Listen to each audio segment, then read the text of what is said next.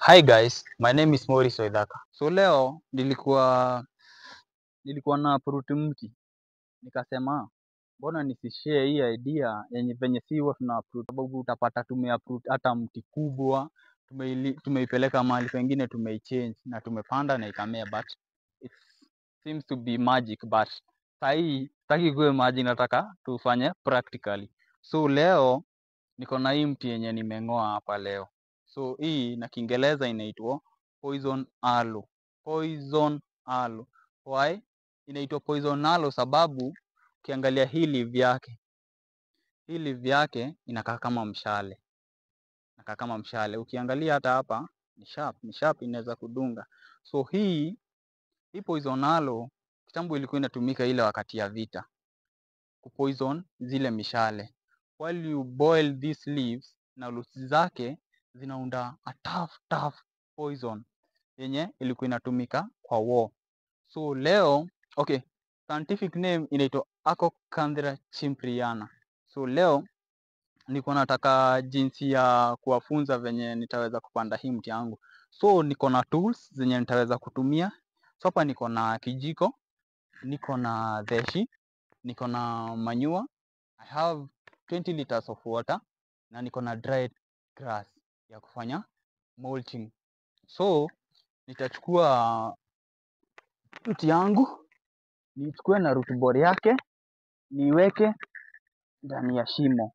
Na usisahau hii shimo yetu tumeichimba how fiti 2 by fiti 2 by fiti 2 chini. Make sure shimo yako ni either fiti 2 exact or a bit bigger than fiti 2, not that. So nitachukua nyasi yetu, sitaweka mchanga kwanza, nitachukua nyasi. Mbona hapa ndo nilikuwa nataka watu waelewe, so be keen. So hapa hivi ukiangalia hapa niko na roots zetu. Ukiangalia hii roots imekuwa injured na tunataka ilivive na iweze kulivive haraka. So hizi roots zangu nitaziweka hivi, hii mti yangu nikiziweka hivyo nita-apply nyasi. Mbona nyasi ita-act kama kidonda yenye imeumia, an open wound, tunaifunga bandage. So tukiweka nyasi ni kama hiyo kidonda hatutaitunza vile inafaa, inaweza ingia germs. Sasa tukiweka nyasi ni kama bandage. So nita-apply my dried grass. So nita-apply hapa hivi kwa shimo, round. Niweke round niweze kufunika hizo vidonda za hizo hair roots, niweze kuweka niweke na make sure nimeweka vizuri na vizuri tena. So after hapa nyasi tumeiweka chini, step 1, and make sure umebalance mti yako vizuri. So nitachukua 1 spade ya manure. Manure yangu ndio hii manure yangu ya kondoo, it's the best. Kumbuka organic only, don't use chemicals, no. So nitakuja nimwage hivyo kidogo kidogo juu ya nyasi na juu ya root ball yangu. Mbona? Sababu hii manure inafanya hii decomposition itakuwa hapa hivi, hiyo ya nyasi na manure iweze kuharakisha nyasi iweze kuoza, ikuwe chakula kwa mchanga. Hiyo chakula ikishakwa kwa mchanga ikuwe chakula kwa hii mti yetu igrow. So kumbuka, the whole idea ni hii mti yetu isiweze kupata ile shock yenyewe, ile shock yani yenye itatishika like kama miti hizi zingine. So nataka najaribu yani kusupport hii mti. I don't know if you are getting my point. So nimeweka manure, hiyo decomposition itaharakishwa na manure, hiyo nyasi kuweza kuoza haraka. So nitachukua theshi yangu na spade, nipekue, then I add manure on my soil like that. Then I mix it. Now make sure umeimix vizuri. Maybe you can use theshi, mix it mix it, continue mixing until mchanga wako imekuwa fine. So nachukua spade yangu, so unarudisha mchanga juu ya ile nyasi na ile manure. Kumbuka tunataka mti yetu isipate shock. Lazima itapata shock, but not that deep shock. Remember that. So I take it, turn it back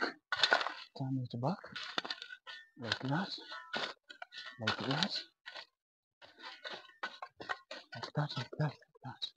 So make sure you come closer and see what I'm doing here. So ukiniangalia nakanyanga hole yangu. Why? Sababu bado root ball yangu bado iko juu.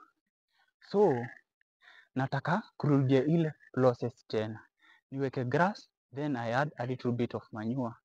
Ndo tuweze kukimbiza decomposition ya mchanga, ndo mti siweze kupata its little shock. So nitachukua nyasi.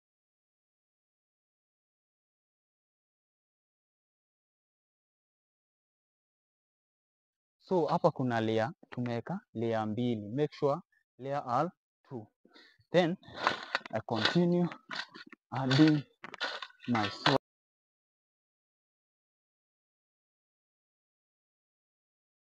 Tu moyo haitapata shock ile yenyewe, that serious shock. Then the fourth step, sasa tuna mold tupunguze rate of evaporation kwa hii mti yetu. So tunaiguard, we guard our tree evaporation, ndo jua isiibe maji ya huu mti yetu yenye tunaweka. So I come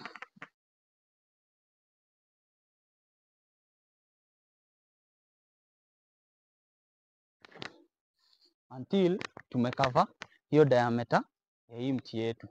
So I take my 20 liter of water, then I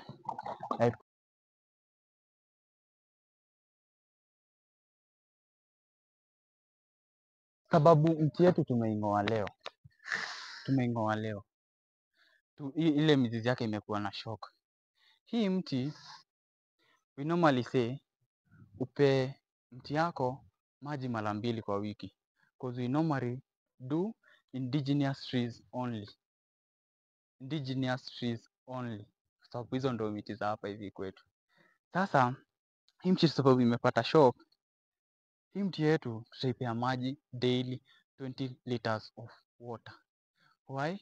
Sababu hii mti, sababu ile wakati tulikuwa tunaing'oa ili lose maji mingi sana, ilipata hizo injuries, ili breed. Hata kama hukuona ikibreed, ili breed. Wakati yenye tuling'oa hiyo time ya tulikuja tukaiweka hapa hivi, ili lose maji mingi sana. So make sure 20 liters of water daily, and that comes to our end of lesson. Thank you.